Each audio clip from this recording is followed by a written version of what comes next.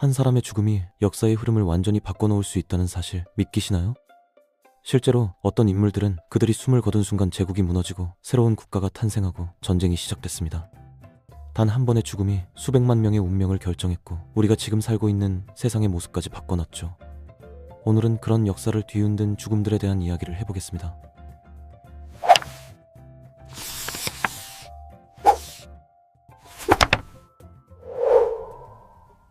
1914년 6월 28일 사라예보의 거리에서 한 발의 총성이 울려 퍼졌습니다. 오스트리아 헝가리 제국의 황태자 프란츠 페르디난트 대공이 세르비아 청년의 총에 맞아 숨진 거죠. 이 암살 사건이 얼마나 무서운 결과를 가져올지 그 당시 누가 알았겠습니까?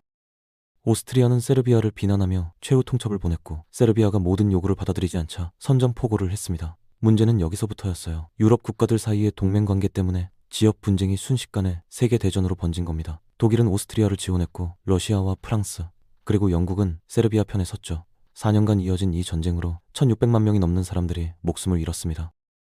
하지만 인명피해만이 문제가 아니었어요. 전쟁이 끝나고 나서 오스트리아, 헝가리, 오스만, 독일, 러시아 제국이라는 4개의 거대한 제국이 역사 속으로 사라졌거든요. 유럽과 중동 전역의 국경선이 다시 그어졌고 베르사유 조약에서 독일은 가혹한 처벌을 받았습니다. 이 조약으로 생긴 원한과 경제적 고통이 결국 파시즘의 부상으로 이어졌고 20년 뒤 제2차 세계대전의 씨앗이 됐죠. 한 사람의 죽음이 두 차례의 세계대전을 촉발시킨 겁니다. 기원전 44년으로 거슬러 올라가 보겠습니다. 율리우스 카이사르가 원로원 의사당에서 브루투스와 카시우스를 비롯한 원로원 의원들에게 암살당했어요. 암살자들은 너무 많은 권력을 가진 지도자를 제거함으로써 로마 공화정을 구한다고 생각했습니다. 하지만 그들의 계획은 완전히 빗나갔죠.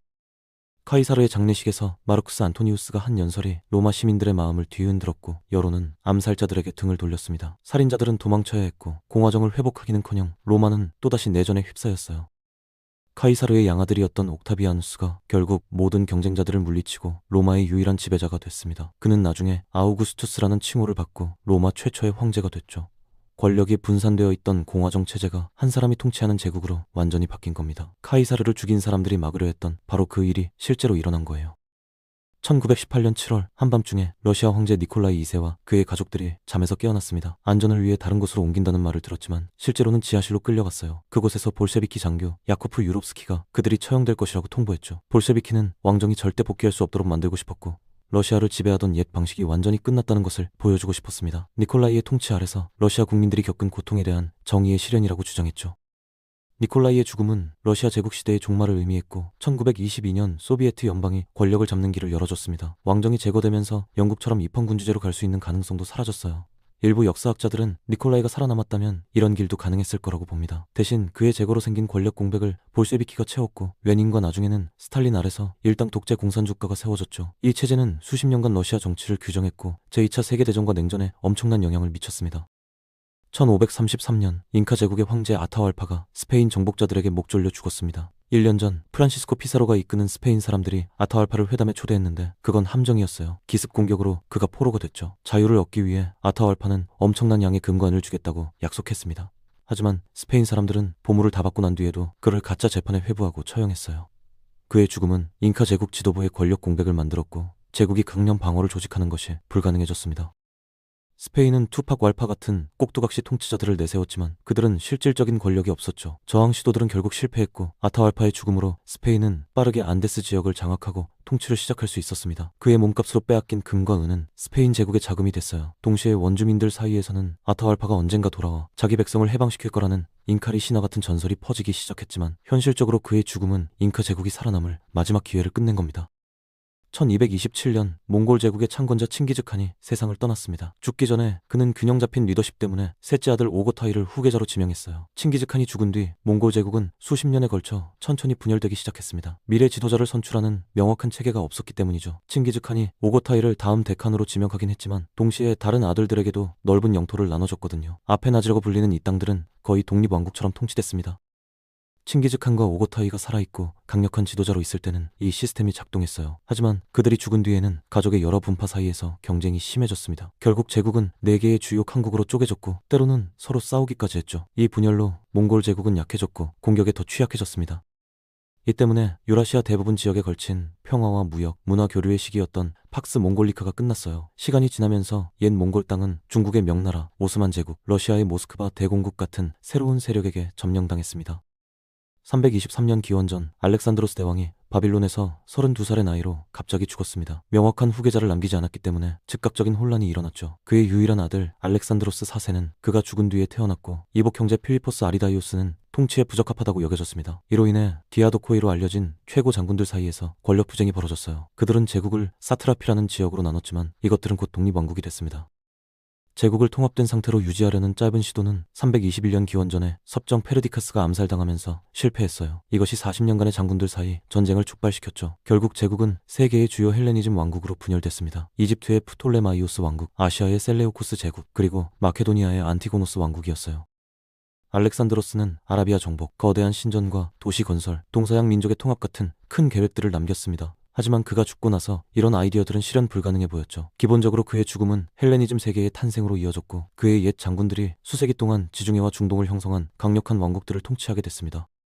1502년 4월 영국 왕위 계승자였던 헨리 7세의 맏아들 아서 왕자가 15살의 나이로 갑자기 죽었습니다. 아라곤의 캐서린과 결혼한 지 몇 달 만이었죠. 그가 죽은 뒤 캐서린은 그의 동생 헨리 8세와 결혼했어요. 하지만 남자 후계자를 낳지 못하자 헨리는 교황에게 결혼 무효를 요청했습니다. 캐서린이 먼저 아서와 결혼했기 때문에 결혼이 무효라고 주장한 거죠. 교황 클레멘트 7세가 거부했고 이로 인해 헨리는 가톨릭 교회와 결별하고 영국 국교회를 시작하면서 영국 종교개혁이 시작됐습니다. 이로부터 나온 종교적 불일치가 사회의 분열을 악화시켰고 영국 내전으로 이어지는 데 도움을 줬죠.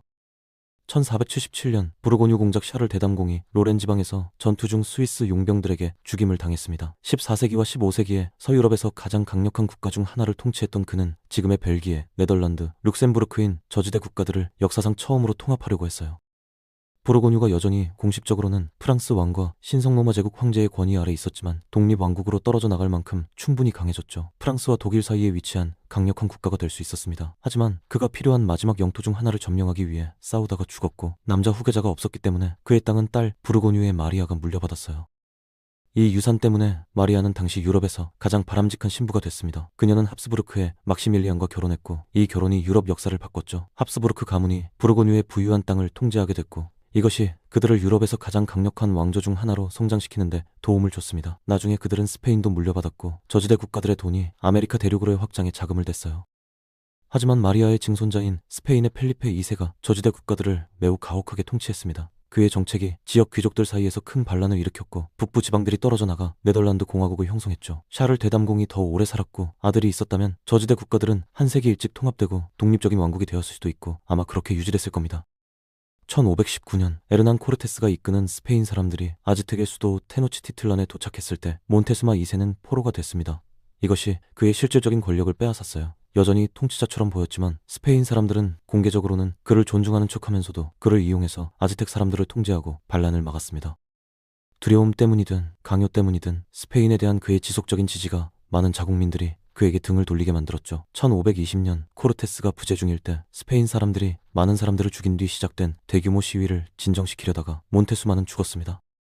어떤 사람들은 그가 화난 아즈텍 사람들이 던진 돌이나 화살에 맞았다고 하고 다른 사람들은 스페인 사람들이 죽였다고 해요. 그의 죽음은 스페인과 아즈텍 사이의 평화로운 협력에 대한 모든 희망을 끝냈습니다. 몬테수마가 죽은 뒤 그의 동생 쿠이틀라우아기 황제가 됐지만 곧 천연두로 죽었어요. 그런 다음 쿠아우테목이 지도자가 되어 제국을 방어하기 위한 최후의 전투를 이끌었습니다. 1년 안에 아즈텍 제국은 스페인에게 함락됐죠. 몬테수마의 죽음은 기본적으로 아즈텍 독립의 최종 상실이었고 멕시코에서 스페인 식민 통치가 시작된 것이며 역사에서 이것이 가진 모든 결과의 시작이었습니다. 1951년 아프리카계 미국인 여성 헨리에타 렉스의 암세포가 그녀의 지식이나 허락 없이 채취됐습니다. 이 세포들은 몸 밖에서 영원히 살고 자랄 수 있는 최초의 인간 세포가 됐어요. 힐라 세포로 명명됐고 의학 연구에서 가장 중요한 도구 중 하나가 됐습니다. 힐라 세포 덕분에 과학자들은 소아마비 백신 개발, 암 치료, 유전자 지도 작성, HIV와 코로나19 같은 바이러스 연구 같은 주요 발전을 이뤘죠. 수년 동안 그녀도 그녀의 가족도 세포가 사용되고 있다는 사실이나 그것들이 엄청나게 가치 있게 됐다는 것을 몰랐습니다. 그녀의 가족은 수십 년 뒤에야 알게 됐고 이것이 연구에서 개인정보 보호와 환자 대우에 대한 심각한 질문들을 제기했어요. 2013년 미국 국립보건원은 그녀의 가족과 협정을 맺어 힐라세포의 유전 데이터에 누가 접근할 수 있는지에 대해 가족에게 일부 통제권을 줬습니다. 그녀의 사례는 또한 소송과 새로운 법률로 이어졌죠. 1377년 교황 그레고리오 11세가 거의 70년간 프랑스 아비뇽에 있던 교황청을 로마로 다시 가져왔습니다. 이 조치가 가톨릭 교회에 대한 오랜 프랑스 통제를 끝냈지만 이탈리아에서 심각한 문제들도 일으켰어요. 그레고리오는 이탈리아 영토를 통치하기 위해 많은 프랑스 관리들을 임명했고 이것이 피렌체 같은 도시의 사람들을 매우 화나게 만들었습니다.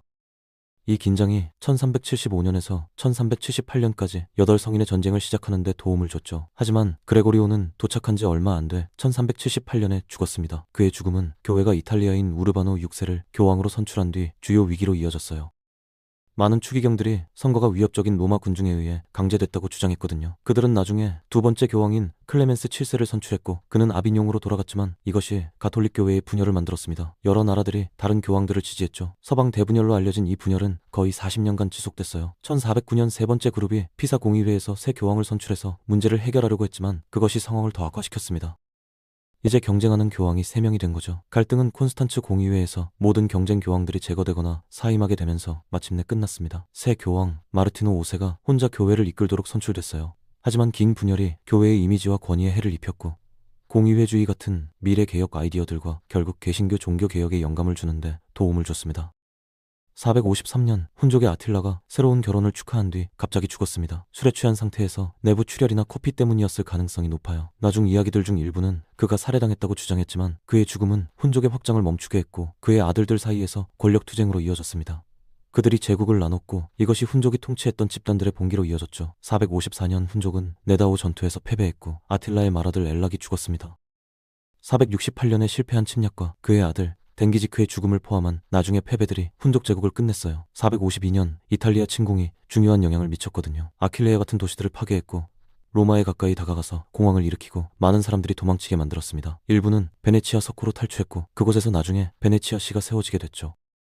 1980년 이란의 마지막 샤였던 무함마드 레자 팔라비가 이집트에서 망명 중에 죽었습니다. 수술이 잘못돼서 치명적인 감염이 생긴 거예요. 1979년 이란 혁명 이후 많은 사람들이 그의 통치에 불만을 가졌기 때문에 이란을 떠나야 했습니다. 사람들은 그의 독재, 경제적 문제들, 인권 침해, 강제적인 서구식 변화, 그리고 미국과의 긴밀한 관계를 비판했고 많은 사람들이 미국의 꼭두각시로 생각했어요. 사람들은 또한 그의 사치스러운 지출, 가혹한 비밀경찰 사박, 하나를 제외한 모든 정당의 금지, 그리고 이슬람의 영향력을 줄이려는 노력에 화가 났습니다. 혁명 이후 이란은 아야톨라 호메이니가 이끄는 이슬람 공화국이 됐죠. 역사를 보면 알 수 있습니다. 한 사람의 죽음이 단순히 한 생명의 끝이 아니라는 것을요. 제국이 무너지고 왕조가 바뀌고 전쟁이 시작되고 종교가 분열되고 새로운 국가들이 탄생했습니다. 만약 이 사람들 중 한 명이라도 다른 시점에 죽었거나 살아남았다면 지금 우리가 알고 있는 세계는 완전히 달랐을 겁니다. 역사의 흐름이란 이렇게 한순간에 바뀔 수 있다는 게 놀랍지 않나요?